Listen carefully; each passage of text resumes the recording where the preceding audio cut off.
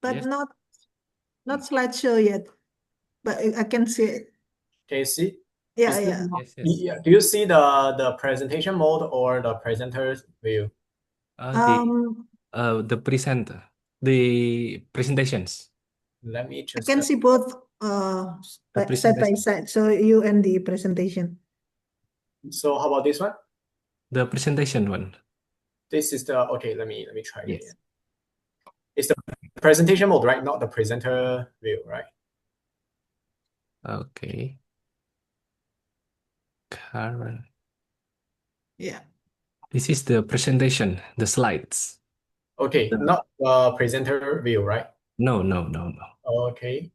And let me try, because I have a video on this page. Let me try whether if I play the video, can you hear the voice in the video?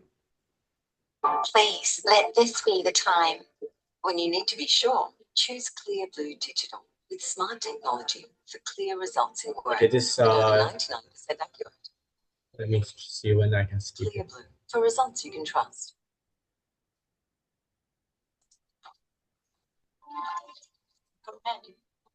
On a scale of Can you hear the how would you voice from the video? physical? Yes. Yes. We can Okay. listen. Okay, all good. I'll just stop. Okay, let me stop sharing for now. Okay. Okay, then looks everything is fine. Yeah, thank you. Great.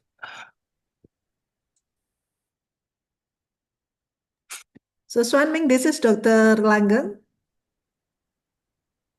Hi. Nice to meet you. Nice to meet you. Yeah, nice to meet you. Nice to meet you. I'm going to be the moderator for these sessions. Okay. Thank you so much. Yeah. So he's a internal medicine doctor and also take his PhD in Taiwan, yeah, Dr. Langgeng. No, Wow. in Japan. In Japan. Japan. Oh, sorry. Japan. Wow, that's nice. Yeah. Okay, we will wait until 1 o'clock sharp. Sure. Yeah. Yep. Before we start, yeah.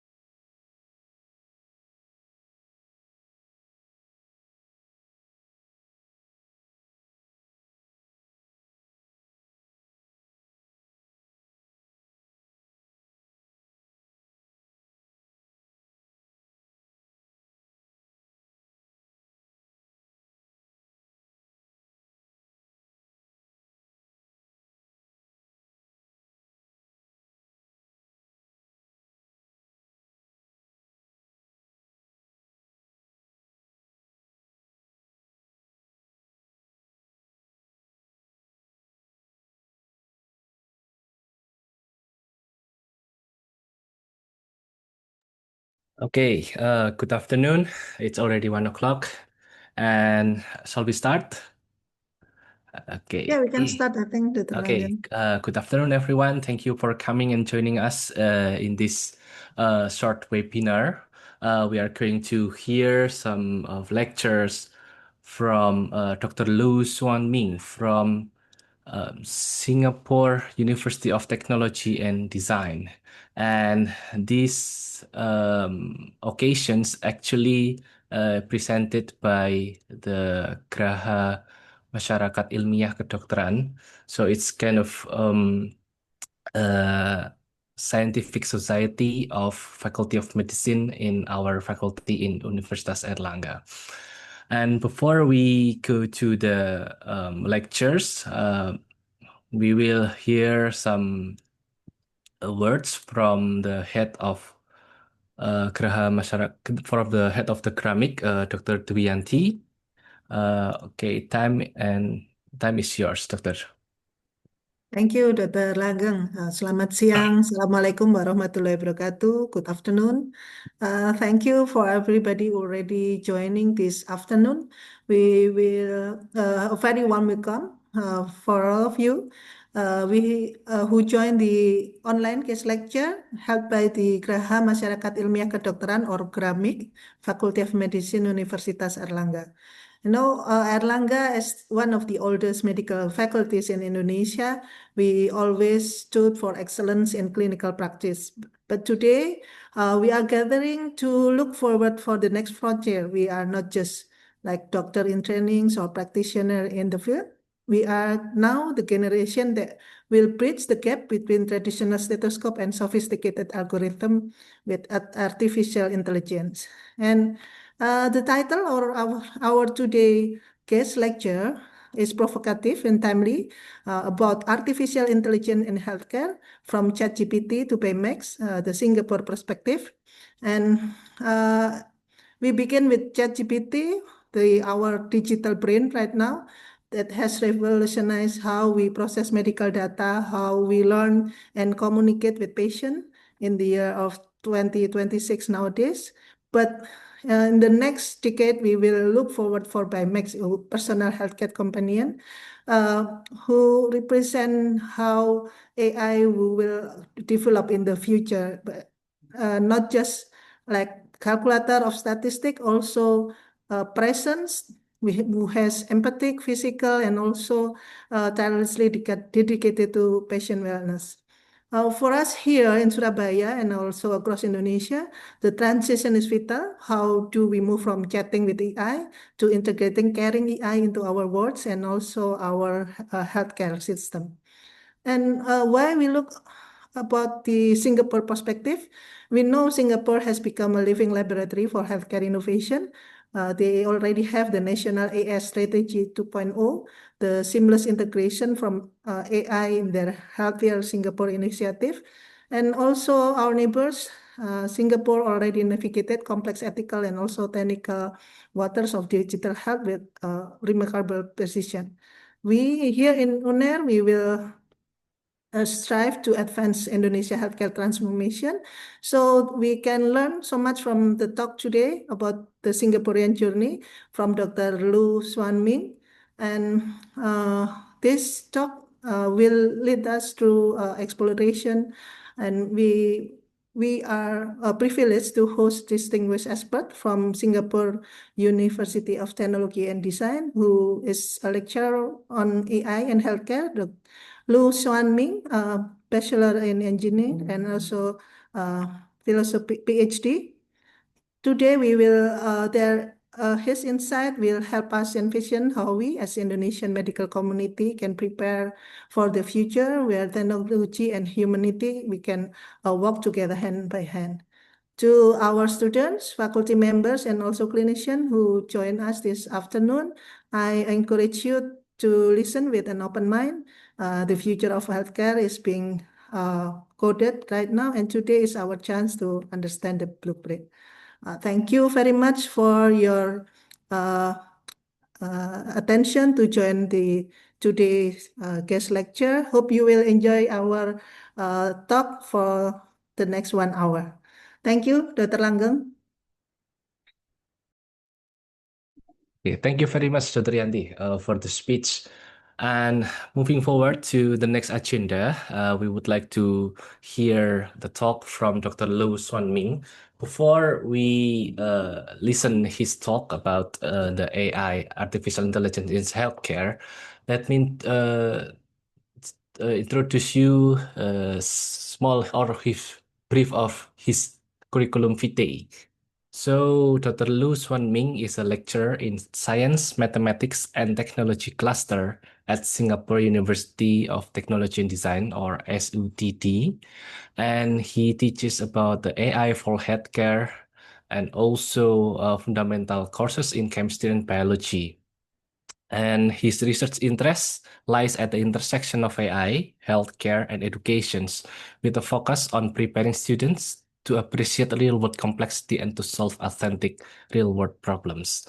Okay, so currently the knowledge is not clustered into one, but it is integrated between one knowledge to another knowledge, and of course, of the healthcare itself, it needs to be moving forwards to what's trends in the world, including the AI. And he will talk about the in artificial intelligence, especially in healthcare. Okay, Dr. Xuanming, are you ready to talk now? Yeah, sure. Yeah. Okay, now time is yours to give the talk. Okay, thank you. Let me share my screen.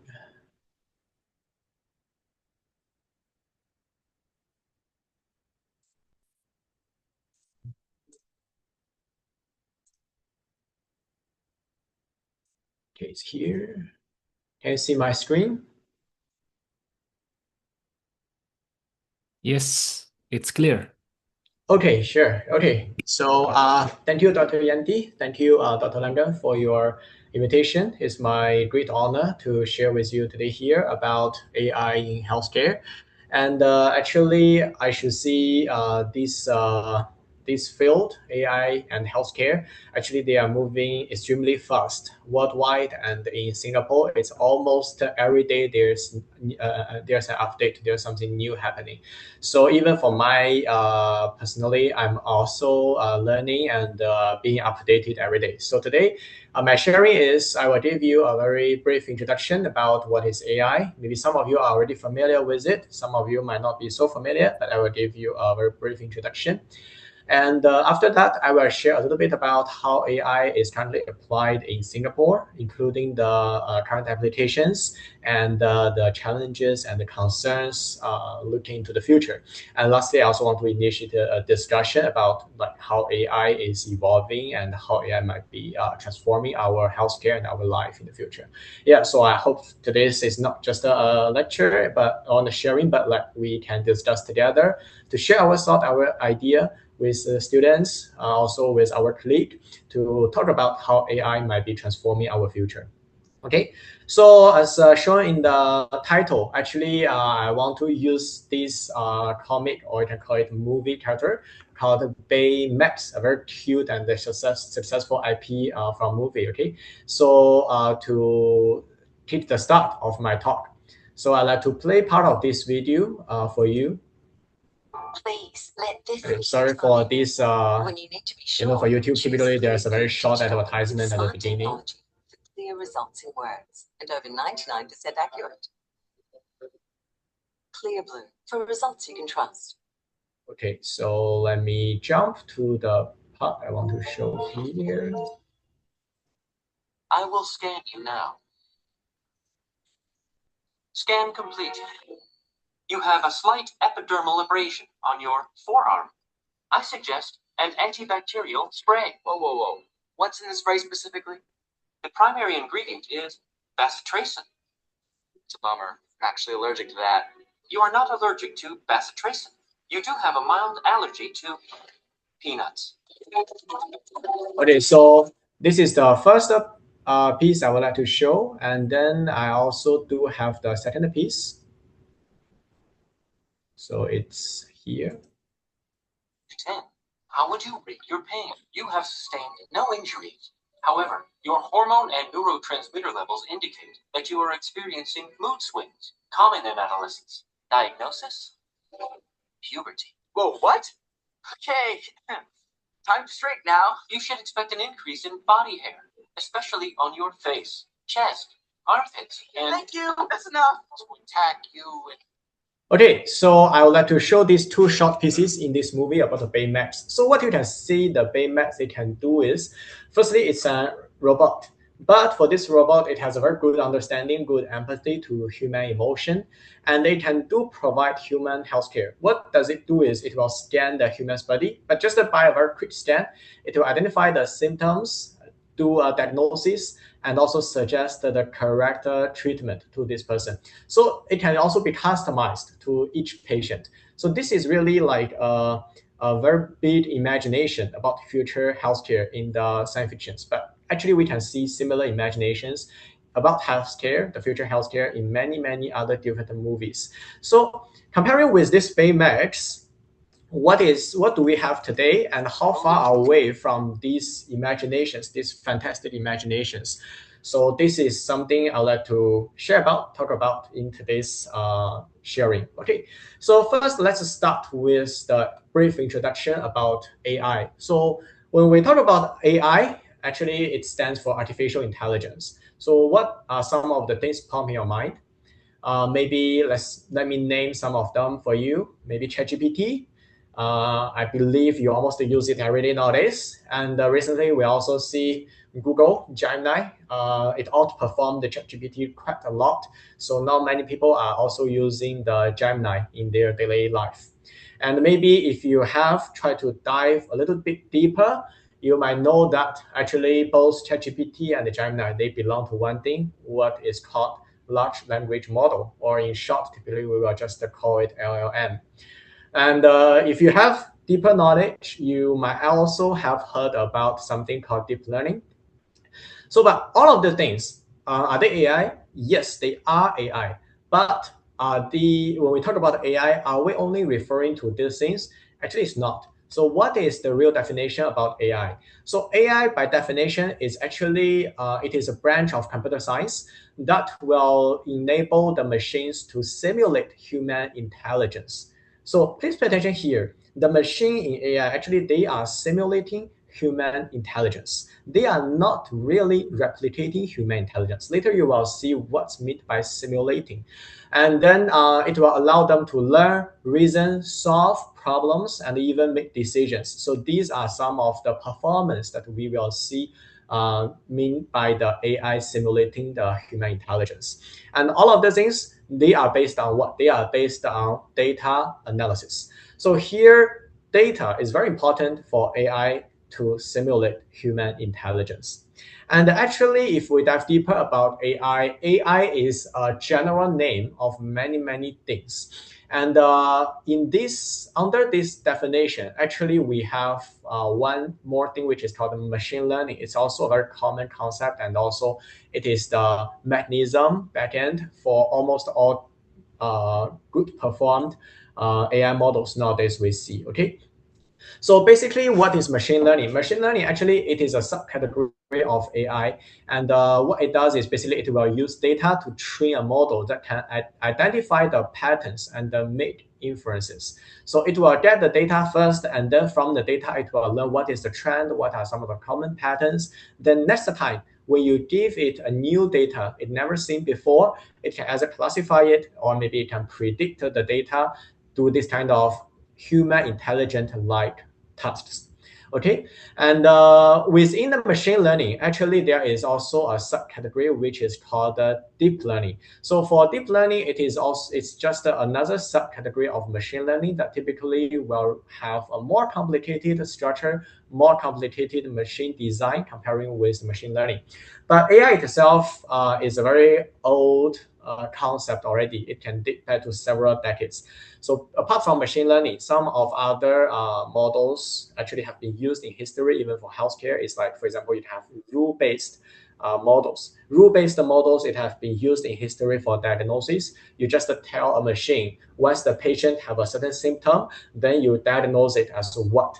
And if based on this symptom you cannot diagnose, then you have another if and then, this kind of logic pathways to make the diagnosis. So there are also some other models that can allow the machine to behave like human. But for machine learning, the major thing is that it can learn from data. It can learn from data to change its judgment, to change its behavior. It's like a learner. So how does the machine learning learn the things? actually there are some of the categories. So for machine learning models, typically it's how the machine learns the things. So it can follow some different categories depending on how you classify them. If you classify by how the machine learns by learning approaches, then they can be classified into these three major categories. The first one is called supervised learning. The second one is unsupervised learning, and then the third one is reinforcement learning. What is supervised learning? Supervised learning is basically you tell the machine what is true, what is false. Then based on what you tell the machine, what is true, what is false, and also you give the true data and the false data to the machine. Then the machine will learn, okay, for true data, for false data, what are some of the characteristics? It will try to extract these common features. Then the next time when you send in a new data, the machine can try to reason it, to either classify it or predict it. So if it classify, you can see like the left side here is the clustering, it's classifying.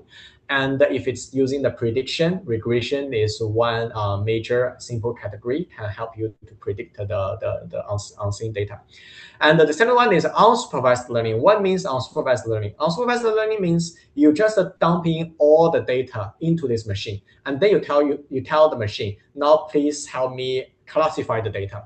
Then the machine will look at the data and try to identify their features. And based on those data with common features, the machine can try to cluster them. So this is called unsupervised learning. Basically, you don't tell the machine what is true, what is false. Lastly, reinforcement learning. Reinforcement learning actually nowadays is commonly used and has very good performance. Why? It is because for the supervised learning and unsupervised learning, you can see it's like I dump in the data for one time, then the machine got trained, and then the machine will just perform the task. There's no feedback loop. There's no feedback. Like when you do the learning, you talk to your instructors, you will always want to hear the feedback from your instructors. Then from the feedback, you know how to improve. This is the concept for reinforcement learning. So basically, after the machine got trained, it will try to take the action to the environment. And then the environment will give the feedback to the agent. And then the agent or the model itself will adjust the algorithm, will adjust the behavior according to these feedbacks to change the action. So that this is called reinforcement learning. And this is by how they learn the things. And from the architecture, actually, there are many different things. There are many different things. And here, I just want to show you several things. The first one is regression. So definitely you have learned linear regression, logistic regression in your mathematics. So yes, even so simple, it can be triggered as one of the machine learning mechanism. Why?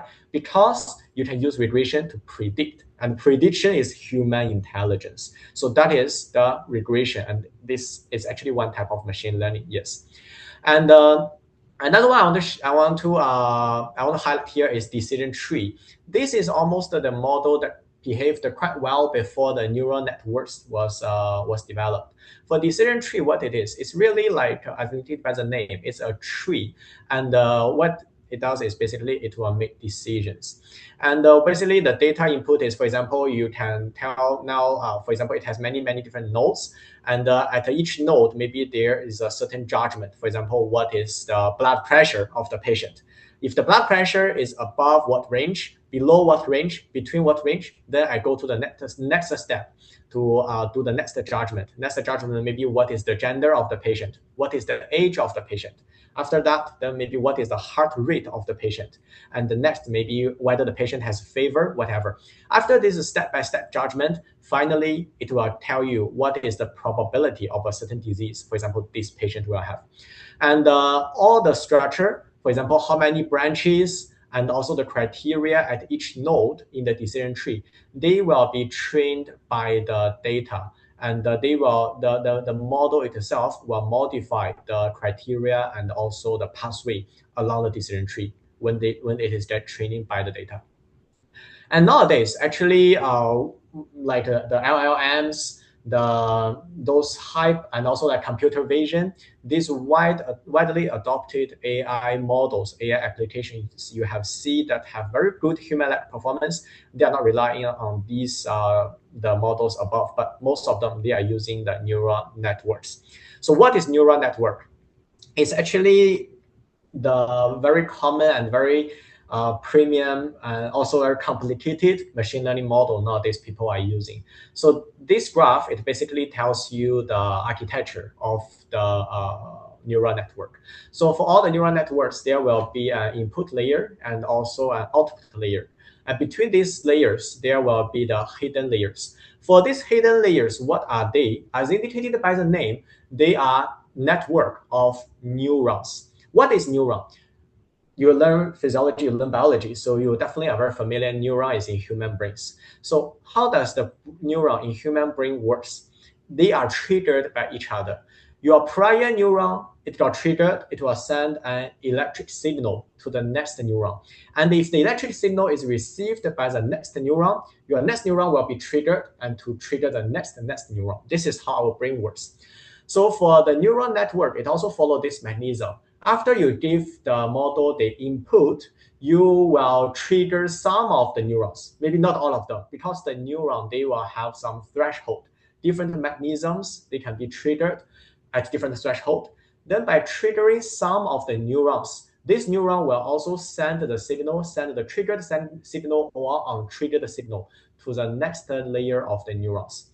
And then the next layer of the neurons, they will also take in these signals. And depending on what is the triggering threshold for them, some of the neurons will be triggered, some of the neurons won't be triggered. And then they will send to the next layer. So here it only shows 3 layers, but actually in the reality, like for ChatGPT, for Gemini, they can have hundreds of layers, and also they can have network connected with networks. So very complicated, bring this very complicated neural structures in the machine learning. So how do they learn things? Basically, for each of the layer, they will try to extract some features from the data. For example, if your input data is an image, then, for example, the first layer might extract the edges, different edges, how the edges are aligned with each other in this image. A second layer, it might extract the information, for example, what is the color, what is brightness, this kind of things. Okay, I'm not saying this is true, but I'm just giving examples to say like how basically the different layers, they might extract different features. And what happened is these neurons, they will connect with each other by different weightage. Some of the neurons are more strongly connected. Some of the neurons are more weakly connected. And each neuron, they will have different threshold for being triggered.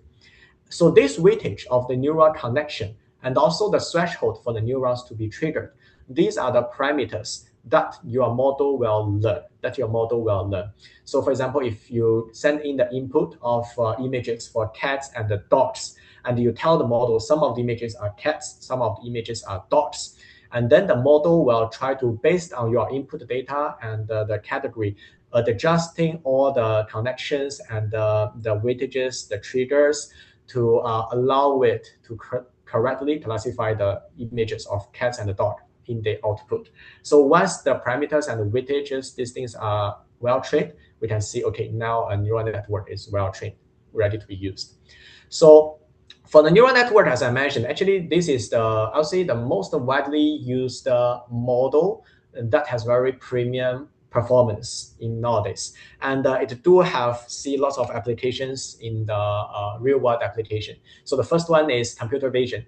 Computer vision, what it does is basically, it's like our human, how we see the things. We use our eyes to get the signal from the subject, right? Optical signal from the subject. Then our brain will process these signals and tell us, okay, what are these things? However, for the computer, how do they see the things? Similarly, they can use some sensing devices to see the things, and then in the model, it will try to classify and learn what are the things, classify them. So this is one example, like how the thing looks like in the neural network. Your input image is a car, but to the model, it's not really a car. At the different layers, they will be completely dissected into different things that human cannot understand, but they might mean something to the machine. And then the machine can, based on these things, it will tell, okay, there is a probability this is a car. That's why you will see, okay, the machine will classify this image as a car. So this computer vision, it has been used widely in healthcare. So when you see those, nowadays when people use like so-called use AI to for X-ray to check X-ray images, MRI images, CT scans. What do? They are not using LLMs, okay? It's not LLM, it's using computer vision. So here is an example of the X-ray image. So you can see there are some abnormality in the lungs, and this region will be detected by the computer vision model to highlight it. And then from this one, you can see, oh, maybe there's something wrong with this patient. So this is the computer vision. And another thing definitely important is large language models. Large language models, they belong to deep learning. Deep learning is, as I mentioned, is a subcategory of machine learning. So why it's called deep learning? It's typically because they have many hidden layers in the neural network. And what it does is basically the LLMs, they will be trained on a very large data set of text and to learn the relations between different characters, between different text. So how do they learn the text? Like the machine, when they see the image, they do not directly see what is in the image. They will see the features of the images. They will see the pixels. But for the LLM, when they see the text, they also do not read the text, but they will transform the text into a high-dimensional vector. It means, for example, each single word you send into the large language model, the model will process it into a series of different numbers, and these are so-called the vectors. This process is called embedding. Then from the vectors, the vector, it will have so-called direction. For those words with similar directions, it basically means the word have similar meaning. So what will affect the direction of these vectors? The direction will be affected by the information you send in, the context, and also by your prompt, and also by the machine's training data set. They will affect how the machine will give the vector for the text. So what LLM do is basically whenever the users send in the text, then the model will basically try to predict what is the next possible word. How it makes the prediction? It's by probability. Most possible word will be sent out by the model. And how is this probability calculated? It's calculated by the direction of the vectors. So here, please bear in your mind, LLM nowadays, they do not really understand what you're talking about. They only know the vectors, they only know the direction of the vectors, and they only give you the most possible word following your input. This is how the LLM works nowadays.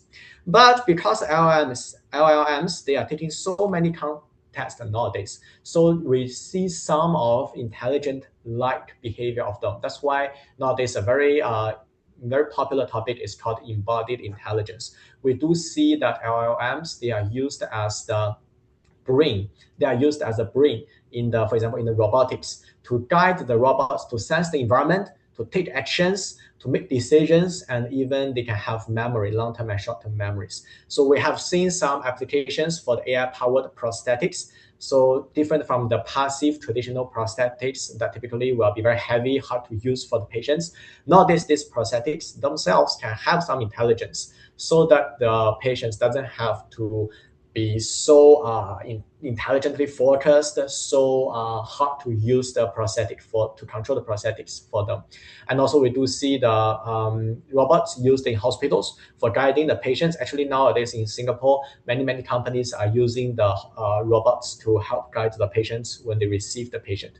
And also recently there is a report that Singapore have some massage treatment robot for patient, okay? And not really surgery, because surgery is still very invasive and risky, but for massage is not really invasive kind of treatment, so they can already some trial in Singapore to interact with the patient. Okay, so this is about some fundamentals about AI. And having this in your mind, we can talk about some of the emerging scopes of AI in healthcare.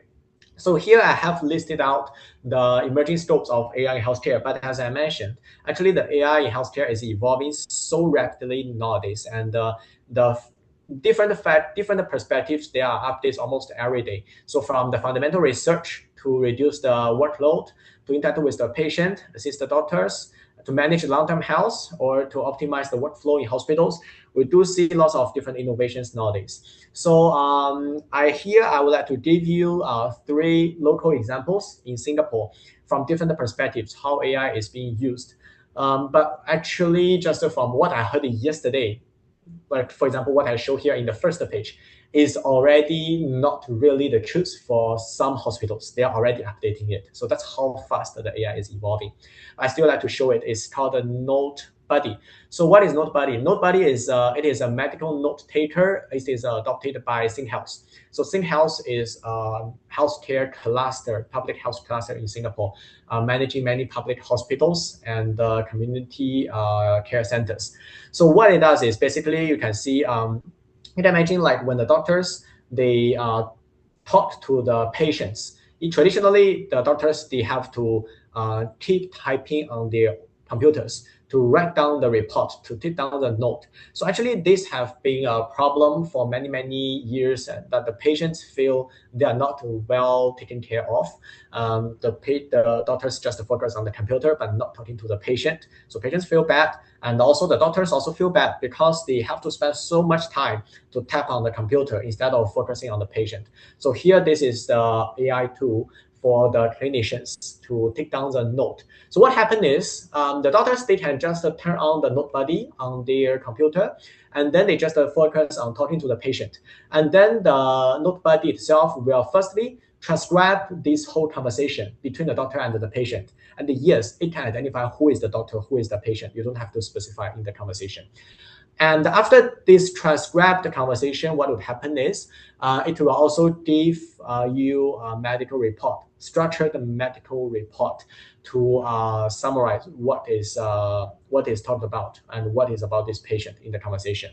And this is actually also customized to the local environment because, in Singapore, it's a multicultural environment.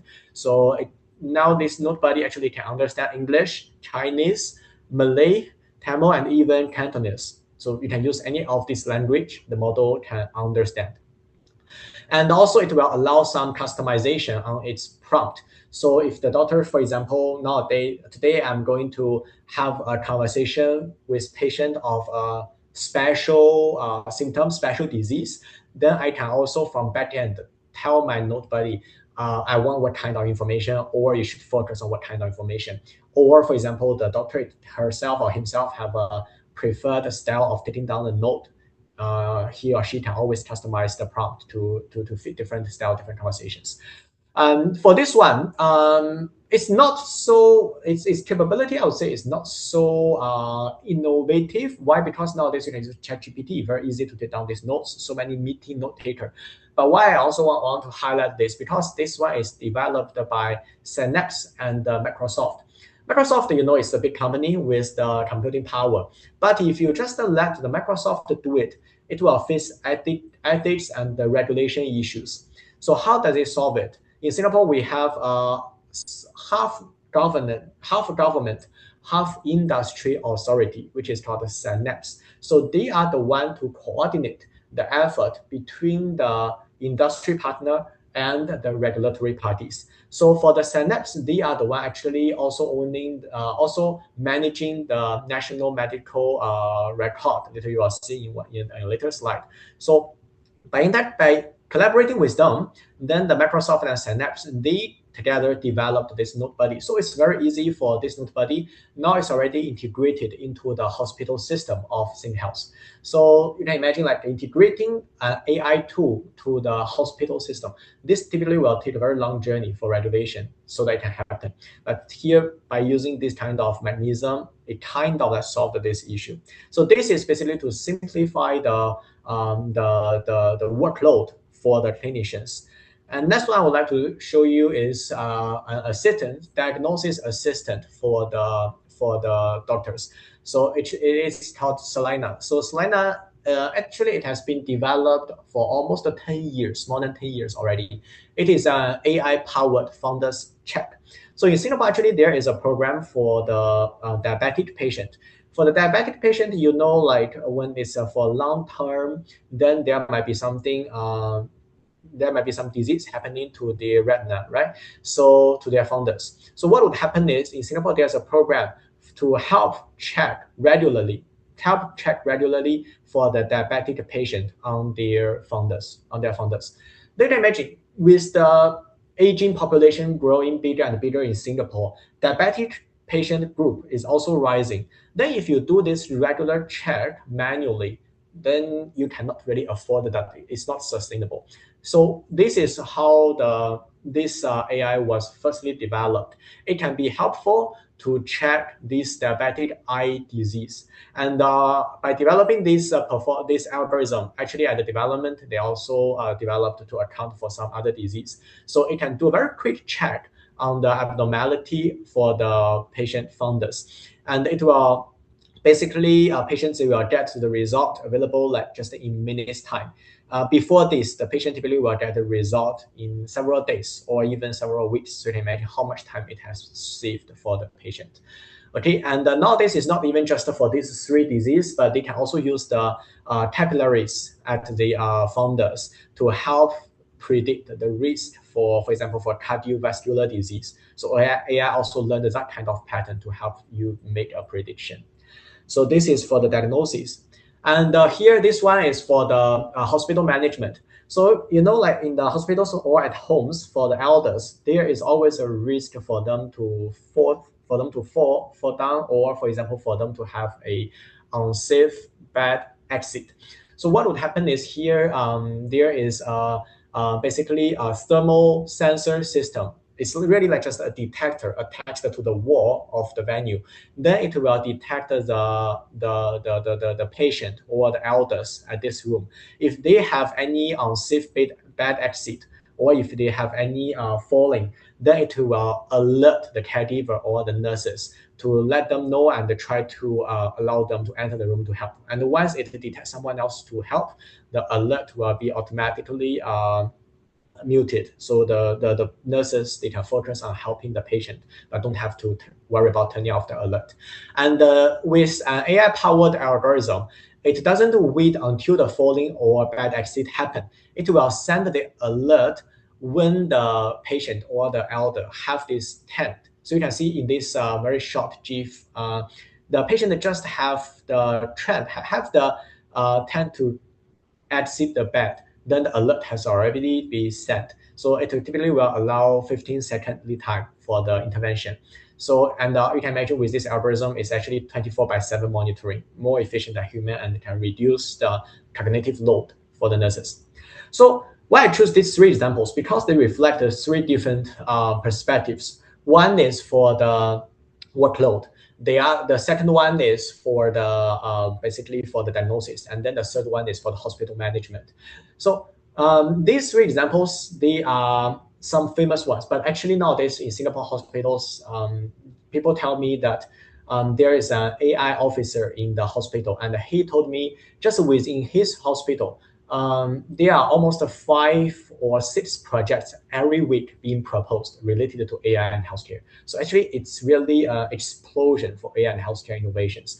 And now, what are we trying to do is we are trying to build something called ambient AI. What is ambient AI? It's like AI in your environment. It's seamless. It's really like water, electricity. It's everywhere. So from the first second the patient enter the hospital, AI is there to help guide them to see the doctor.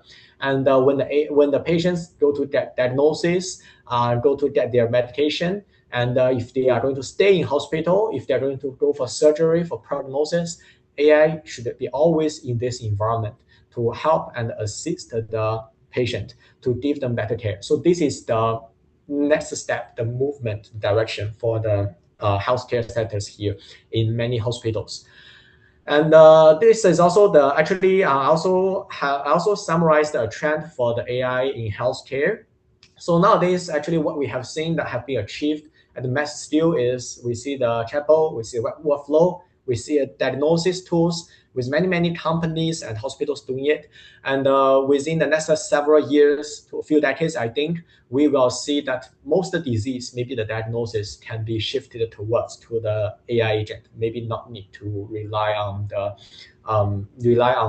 human only. Okay, and also we can provide personalized healthcare, and that can be used for drug discovery. Actually, some of them are already happening, but just I'm talking about the skill. I think this skill will be very soon will be widely broadened in the next several years and to several decades. I believe when the embodied intelligence is more advanced, is enhanced, we might even see some more more patient interaction AI even until the surgery level. This is what I see, I think, in the next several decades about the trend for the AI in healthcare. So with these AI applications, no matter it's current or it's the future, comparing with the Baymax, what are the things we have? What are the things we are missing? So now I want to dissect what are the things that Baymax has in its body. So the first thing is Baymax actually it has a very high level integrated clinical reasoning. This is actually not really achieved yet by some AI. Some of the AI diagnosis tools they already have. We have seen some of the, actually I have seen an article, I think in last week. It's called the Deep Rare. It's an AI agent system developed in China by Shanghai Jiaotong University. They developed a diagnosis agent for rare disease. And that one has a very high accuracy and very good trustworthy features. So we have seen lots of improving. But if you talk about like the Baymax shown in the movie, the very high level integrated clinical reasoning, not really true for every single disease yet. And for the Baymax, it has very good environment sensing. It's not only just about sensing the general environment, like where is human, where's table, but like where is the, for example, surgical tools, where's the scissors, where are the knives. These all of the things are what I mean by environment sensing. And they itself have the embodied intelligence, means that it has the intelligence to control its own body. The hands very flexible and movement very smooth. These are the things some of the AI robots can do nowadays, but not to the level like shown in the movie by the Baymax. And also it can provide personalized customization. This personalization is not only about you interact with a person, but it's also about you memorize this person. You need to store this person's preference, person's allergic, person's health history. These things, you store them and then you integrate them in your decision. This kind of thing nowadays still can be very expensive. You can do it, but storing this data can still be quite expensive. And at the same time, it shows very high level of empathy. This is also one of the hot topic nowadays for the AI in healthcare. How does AI can acquire the empathy? And lastly is the autonomous decision making. For most of the, I'll say for almost all the healthcare AI nowadays, they are not autonomous decision making. Doctors, clinicians are still the ones taking on the responsibility to make the final decision. Okay, but the AI in healthcare nowadays, they are helping to make the decision. But for the Baymax, they are good enough to be responsible for their decision, but we're not achieving that yet. For these things, it's not complete. Some of the things are not really reflected in the movie because movie is just a movie. In real life, there are still some of other things that we need to bear in mind to integrate AI. For example, how do we integrate them in workflow? What are the regulation requirements? How can we make sure the data are secure? And how can we take care of those ethics issues? Okay. So this actually lead to some of the challenges for integrating AI nowadays in our healthcare. So the first one is the data quality, multimodality, and the interoperability. What's the meaning by that? So you can see here, at right side in the middle here, what I put here is actually one of the tasks I got from our local hospital. So the hospital, what they want is they want us to build an algorithm that can identify different medication which are look alike. Okay, so these two medications shown in the image, actually they are different medication, but they look very similar. So we want to build an AI model to identify them. Then the problem the algorithm might have is for medication type 1, okay, the image comes in the format of 3 bottles, but for type B, it comes in 1 bottle. Then the AI might just, take this advantage. AI might learn. Whenever it comes in 3 bottles, it's type A. When it comes in 1 bottle, it's type B. This is purely possible when you train a small AI model. But then this is not really something we want. However, why do we get it? The quality is very poor. Also for the medical note, so this is the one medical note I got from online search. I don't know whether this is really a medical note, but I cannot really read it. However, you know, sometimes the clinicians, they're already writing like this. So the machine cannot really read it, So this is about data quality. Multimodality means that sometimes your medical data is in text, Sometimes your data is in video. Sometimes your data is in image. You need different models to understand the different data. And this multimodality can cause the issue of technical challenge and also the business challenge. Okay. And the interoperability is like I get the data from X-ray machine and I have get data from MRI machine, but they are belonging to different department and they are generated by different machine. This data, they are inherently not interoperable. But if I want to build a model, if I want to build an AI understanding all of this data, I need some interoperability. This can be a challenge. And also data and the model ownership, not really solved yet. Does the data belong to the model, belong to the people, the patient, or belong to the hospital? And the algorithm, it can be also biased due to the racial, ethnic, or economic factors. Nowadays, most of the AI models, they are trained using the white people's data and those rich countries' data. So sometimes we apply it to other ethnics, maybe it doesn't work. And also trustworthy and accountability, and how does it protect the privacy. And lastly, also the equality and ethics. So here I'm showing a data in our ASEAN region, the doctors per 1,000 population. So you can see actually for healthcare resource itself is unbalanced in our ASEAN region. Then what happened is, do we invest the money to develop AI, or do we invest the money to improve our fundamental healthcare? Sometimes you might need to think about this discussion as well. So this is also about equality and ethics. That can be one of the challenge when you integrate AI in the healthcare. So what does Singapore do try to deal with these challenges? So Singapore actually is establishing an ecosystem. So this page is showing you the healthcare system in Singapore. Basically, the big boss is Ministry of Health, but under that we do have many different authorities. So one of the things I want to highlight here is in Singapore, the public hospitals and healthcare providers, they are clustered into 3 clusters. One is the National Health Care Group, one is Think Health, and the other one is the National University Health System. Why do we cluster the whole island's public health providers into 3 clusters? This is because by clustering them, their data can be interchangeable within the clusters. Okay, this is in theory. Okay, in practice, there are still some challenges, but by right, they should be able to exchange the data with each other. This will improve the data flow that will be beneficial for the AI integration. And also in Singapore, we are establishing this sort of national electronic medical record. It can contain the patient's medical check, medical note from the clinicians, and also some other test results, these kind of things stored. All of them stored in the national-wide for every single citizen. So the data is owned by Ministry of Health, but it is managed by Synapse. So what does Synapse do? Synapse actually, it plays a very important role between the government and the industry. So basically, we see lots of innovation under Synapse in AI and healthcare for Singapore. And it is really a bridge between the governance and the industrial innovation. So with the ecosystem of government, industry, and the academia, they build a synergistic force to try to push the boundary of regulation, to push the boundary of technology, to merge these 2 things together and to try to bring some AI innovation to come true in the field, in the hospitals. Okay, so this is the strategy of Singapore. So lastly, I would like to have some discussion about nowadays we see AI have been so advanced. Then what is the role of us in this AI era? So I'd like to play 2 videos. Actually, both of them, they are showing the robot performance in China's Spring Festival Gala. One is from 1 year ago, another one from this year. So both of them, they're from the same company. The only thing is just a 1 year difference. So let me play the video for you. So this is the first video. So you can see the robot here. This is their performance.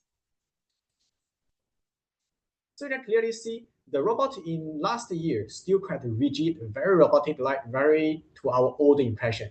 But let's take a look at this year, just several, I think 2 weeks ago. First night, fast foods, slow out.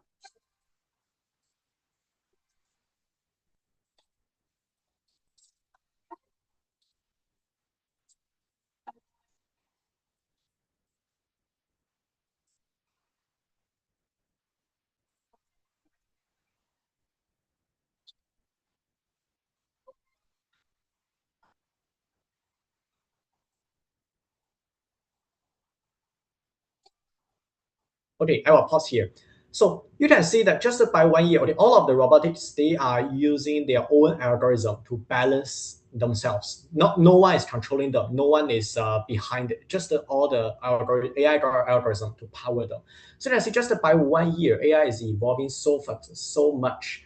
And I will tell you, like previously we were saying that AI cannot do planning, but nowadays we see AI agent. They can do planning, they can have strategy, they can think very deeply, even sometimes deeper than expert. And also previously we see that AI cannot verify what they have done, whether it's correct or not. But what I can tell you is just several weeks ago, for just the encoding field, AI has been developed to find the unsafe coding gaps in the very mature algorithms. Those gaps, those safety gaps that have been neglected by human expert, AI can find on its own. And it's not one or two, but hundreds of holes that have been neglected by human. So AI also knows what is right, what is wrong. So with AI evolving so fast, actually one thing I want to discuss, or I want all of us to think together is, with the AI being so intelligent, so evolving so fast, what is our role? So I wanted to come back to this question: what is artificial intelligence? I have shown this to you. Basically, AI is simulating human intelligence based on data analysis. But why I say it's just simulating human intelligence? From the fundamental, you can see it's by adjusting the weightage, it's by adjusting the threshold to give you the most probable result. So it's just to give you the possibility. It doesn't really understand what is really true, what is really false, but it's just based on the data set, based on what have been established in history. It tells you what is the most possible output. Then my question is, whenever you ask AI a question, you might want to ask yourself, do you want the most probable answer or the most plausible answer? Sometimes you just want the most probable answer, no problem, because you want to see the trend, you want to see what has been seen by others. This can be true, but in some of other cases, it never appeared in history. For example, you are really doing some true innovation. You do not know what has happened in the past, or it really requires your own judgment. Then do you want the most probable answer or the most plausible answer? If you want the latter one, I want to tell you, sometimes AI cannot really tell you. Okay, so what is human? I would say nowadays human, we are very unique. We are still very unique. Firstly, we are multimodality sensing. AI robots now can also sense the environment, but they can never, I would say at least in the next several decades, they can never outperform the human. What I mean by multimodality sensing? We can see things, we can touch things, we can feel things, we can taste the things, we can hear things, and we can, just by very tiny facial expression, we can realize others' emotion. All of these things, they are multimodality sensing. It means what? It means as human, we are still very good at observing. You need to use your observation smartly. Otherwise, AI is better than you. But actually, just by how you are built by multimodality sensing. So by right, you should have a better ability to observe things. And secondly, we still have much better empathy. Much better empathy means what? Means we truly understand what is needed by others, by other clinicians, by our patients, by regulators. We are still the one understand this better. We are living in human society, not AI. And thirdly, logic reasoning. We know how the world is running. We know physical laws. We know the physiology process. We know biology. All of these things AI can also know, but the AI, they know by probability, but not reasoning. We can do innovation by reasoning, but AI can only do innovation by possibility. So bear these things in your mind. I think there are three capabilities will become more and more important. The first thing is define. To define a real world problem carefully. So it should be really matter to someone. That is what I call really a good problem. And secondly is develop. It's very important nowadays for us not to see what can I find, what I want to look for an answer. If you just want to look for an answer, if your job is just to find an answer, okay, sorry, no, AI definitely will be better than you because you are looking for history experience. But if you want to develop something new, typically you need to hypothesize your own solution. Then this is something AI cannot outperform you. So you can, your hypothesis, but here it should be focused, testable, and implementable with your capability, with your time. Okay. And lastly, with the AI now empowering every single individual, our capability are highly improved. So it really allows everyone to do a very fast and quick demo. I can tell you that nowadays I do not really have a very strong coding background, but nowadays I just use AI. It can help me just to code a website from front end to back end within 1 or 2 hours. Every one of you can do it. You can do it. So nowadays is already not an excuse for you to say, I don't know how to code. I don't know what to do it. I don't know what to 3D. No, you don't have to know. With AI, you can do all of the things. But with all of the things, you need to, once you have an idea, go to demo it, go to test it as soon as possible. This is something nowadays I think more important.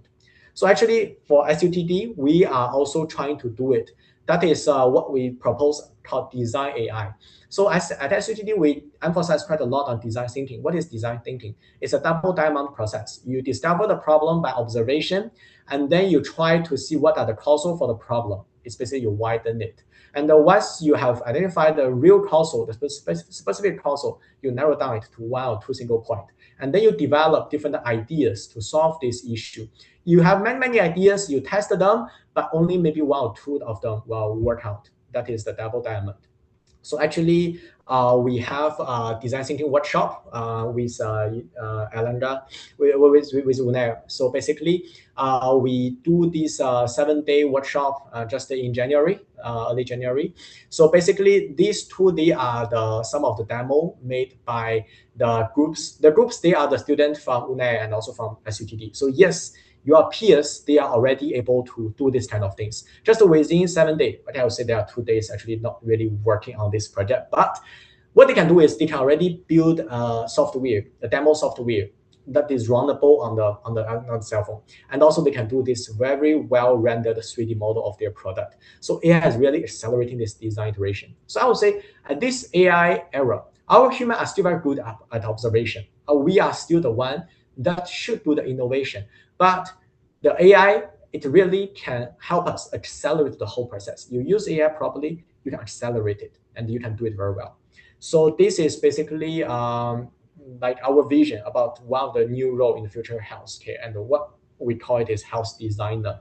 Basically, is the healthcare industry awareness plus the design AI skills. Okay.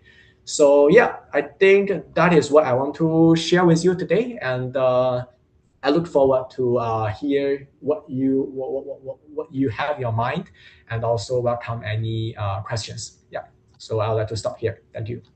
Thank you very much, Dr. Swanming, for very inspiring speech and talk. And maybe we move to the question and answer sessions. Yeah. Any one of you would like to questions want to ask? Bisa pakai bahasa Indonesia nggak apa-apa, nanti saya bantu terjemahkan untuk ditanyakan kepada beliau. Bisa via raise hand atau via chat juga tidak ada masalah. Silakan kepada peserta audience. Okay. If still no one would like to ask, I would like to ask about. It seems that the current state integration of AI in Singapore, it's kind of bit already very advanced and integrated in many ways. From the note taking, the simple as note taking, and then helping the diagnose, and also the system like predicting the fall. Human would like to fall from the bed or something like that. And I'm just curious about how Singapore is accelerate the integration of AI in healthcare, the ethics and data owning of the training. Does it considerably save? Any concern of data leaking until now? Is there any cases for that? Maybe you can share something. Because, actually, there is a very severe data leakage of healthcare data. I think date back to 2018 or 2019, it's already exposed on Straits Times. Even our administrative minister, Lee Hsien Loong, his medical data was exposed, was leaked. So nowadays, actually, MOH is very strict on data handling. That's true. So how do we keep the data secure, but at the same time to allow the AI development. It's basically nowadays, as you now see in the presentation, it's like the national electronic medical record, right? That one actually is now managed by Synapse. And the Synapse, they are the one also to improve and also to monitor lots of AI innovation and AI implementation in the healthcare systems. So for example, if you want to develop a model, you want to implement it in the hospitals to a large scale, to a wide range, then most likely you need to collaborate with Synapse. And they will be the one to verify your code, verify your algorithm.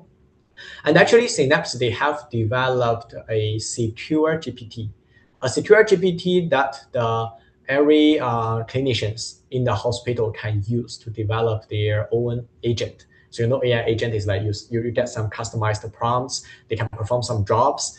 But if you use ChatGPT, that's public AI, definitely there can be an issue of data leakage. So actually what Synapse do is they have developed an internal secure GPT that do not share the data with the internet, but so that the clinicians, they can use this internal GPT, secure GPT, to develop what they want to develop.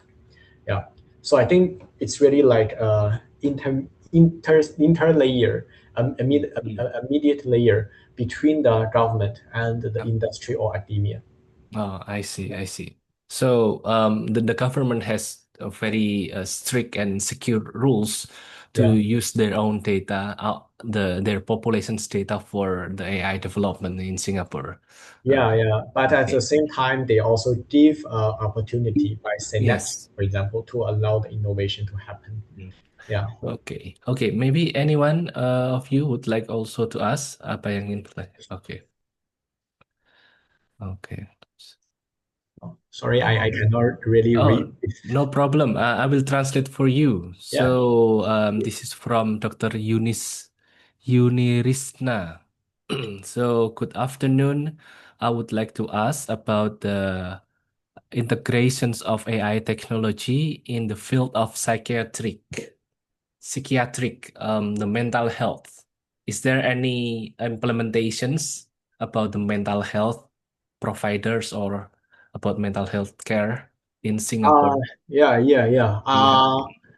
I would say I haven't really. I mean, there's maybe no news reporting it in a larger scale that widely adopted by all hospitals, but definitely there are all many innovations there. And what I heard actually, one of the case is we have a mental health clinician, and she was having she actually has a team with it's in CGH, Changi General Hospital, and in their innovation office. What they did is they have building the agentic system to help do some mental health conversation with the patient. So for that one, the major thing is they did lots of work on improving the empathy. Improving the empathy of the mental wellness AI, and then they can help the doctors to partially do the conversation and to help summarize the conversation for the clinicians. Yeah. So Mhm. these are some of the things. Yeah. Okay. Nice. Okay, then continue to hi, I am Felicia. Can AI transfer to babies by pregnancy robots? Right. What mean by What pregnancy? what what does it mean to babies by pregnancy? Oh, it means like the AI and the AI algorithm embedded to humans. Does it make the like robots that is developed and growing from the small child into the adult one? Is that is that what she is asking? I Yeah. not sure about Uh, what is uh, typing robots. Yeah. I don't know. Yeah. Maybe Felicia, you can ask a bit more clearly. It seems weird, the questions. I'm sorry. Okay, maybe we can continue to Cristianto Tangkal. Good afternoon, Professor and doctors. My name is Chris. I want to ask if we are looking forward towards the future, it seems AI in healthcare are advancing toward collection data to help physicians to define diagnosis and decisions for treatments. So my questions are general physicians gonna be replaced in the future, in your opinion? Okay, it seems everyone is asking about how AI would like to replace human touch. I What do you personally think? am also asking whether the instructors will be replaced in the future by AI. Okay, so okay, my direct answer is I don't know. It depends on what the time scale you are talking about. If you are talking about 5 to 8 years, maybe no. But if you are talking about 10 years, 20 years, 30 years, well, I think no one can predict. But what I'm thinking is, if you think about the very famous quote in meditation, is that most of the cases, actually, what doctors can do is really to comfort the patients, right? Is to comfort the patients. So from this perspective, first thing is, I think human this interpersonal interaction still cannot be replaced. And the more important thing is, it's not about like whether the clinicians are replaced by AI, but I think the clinicians who can use AI to help them versus the clinicians who have no idea about AI, these two types of clinicians will become more and more different in the future. And definitely for those clinicians who can fluently use AI to help them will be more efficient, more effective in the future. This one I'm very, very sure. And actually it's not only in healthcare, it's in every industry. Yeah. So it's not really just that you ask ChatGPT the questions, but can you integrate AI in your workflow, in your routine? This is important. Yeah. Okay, thank you very much for your answer. Actually it's a relief, and I also pretty much very sure that the physicians, the human touch, still cannot be replaced by the AI, because maybe already Dr. Swan Ming explained that human has very good in observations. Even in the very quiet conditions, we can observe, is it good quiet or is it not good, Exactly. you know? Exactly. Yeah. From the expressions from our person to talk, and something that we can observe, is he mad or is he okay or not? So Yeah. we are human very good at that, and I do believe that kind of thing, it's much very far away to be replaced by the AI. Yeah. And one thing I think it's more important is asking about what kind of position that cannot be replaced by AI. That's our Exactly. jobs. That's our Exactly. job, to teach all of you to be someone who are cannot be replaced by AI. Yeah, exactly. Okay. I agree. I agree. Okay. Is there any more questions? Okay, I think we are limited by the time. It's already 14 and 10 p.m. in here in Surabaya. Okay, maybe thank you very much for Dr. Swan Ming sharing your knowledge and perspective to us about the AI in healthcare. And also thank you very much for the GRAMIK to host this kind of guest lecture here. I am very honored to become moderator for these occasions. And maybe all of you at your place, please give applause to Dr. Swan Ming. Thank you. Thank you. Thank you, Dr. And And thank you. Thank and you. maybe, Thank you yeah, for hosting this. Very honored to be here. Very happy to discuss with all of you. Thank you so much. okay. Okay, thank you very much for all of you have attention to us until now.